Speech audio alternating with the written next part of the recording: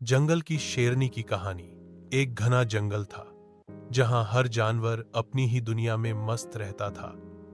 लेकिन उस जंगल की रानी थी शेरनी रुद्राक्षी। रुद्राक्षी न सिर्फ ताकतवर थी बल्कि बहुत ही बुद्धिमान और न्यायप्रिय भी थी। वह जंगल की रक्षा करती, सब जानवरों की समस्याएं सुलझाती और कभी भी किसी पर जुल्म नहीं होने देती। रुद्राक्षी का शासन। रुद्राक्षी रोज सुबह जंगल का चक्कर लगाती।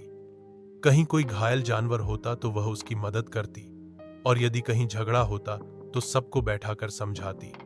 जानवर उससे बहुत प्यार करते थे, पर जंगल में कुछ जानवर ऐसे भी थे जो उसकी ताकत से जलते थे, जैसे चालाक भेड़िया भालासुर और उसकी टोली।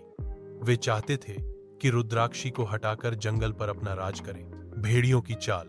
एक दिन भालासुर ने रुद्राक्षी को बदनाम करने की साजिश रची। वह जंगल में अफवाह फैलाने लगा कि रुद्राक्षी अब बूढ़ी हो गई है, वह जंगल नहीं चला सकती। कुछ मासूम जानवरों ने उसकी बातों पर यकीन भी कर लिया। भालासुर ने झूठी कहानियां फैलाईं कि रुद्राक्षी शिकार नहीं कर पा रही, कि वह अब कमजोर हो गई है। कुछ युवा जानवर भ्रमित हो गए।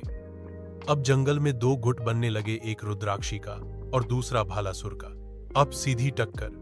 जब बात ज्यादा बढ़ी तो जंगल की परिषद ने तय किया, एक खुली सभा में दोनों पक्ष अपनी बात रखें। सभा में रुद्राक्षी ने शांत स्वभाव से कहा, राज करना मेरी ताकत से नहीं, मेरी सेवा से है। मैं यहां डराने नहीं, साथ निभाने आई हूं। भालासुर ने कहा, ताकत ही असली हक देती है, बूढ़े जानवर जंगल नहीं चला सकते। सभा के अंत में फैसला हुआ, एक शक्ति और बुद्धिमानी की परीक्षा ली जाए। परीक्षा का दिन। परीक्षा 3 हिस्सों में थी। 1. शिकार कौशल। दोनों को एक घायल हिरण को बिना नुकसान पहुंचाए बचाकर लाना था। 2. बुद्धिमानी। जंगल की एक समस्या का हल सुझाना था। 3. नेतृत्व। झगड़ते जानवरों को समझाकर एक करना था। रुद्राक्षी ने तीनों में सबको चौंका दिया।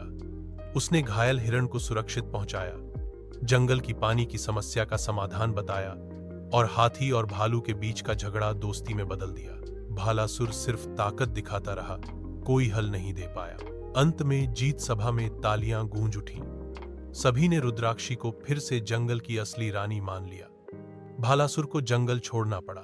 रुद्राक्षी ने फिर कहा, राज करने वाला वो नहीं जो डर फैलाए, राज वही करता है जो सबको साथ लेकर चले।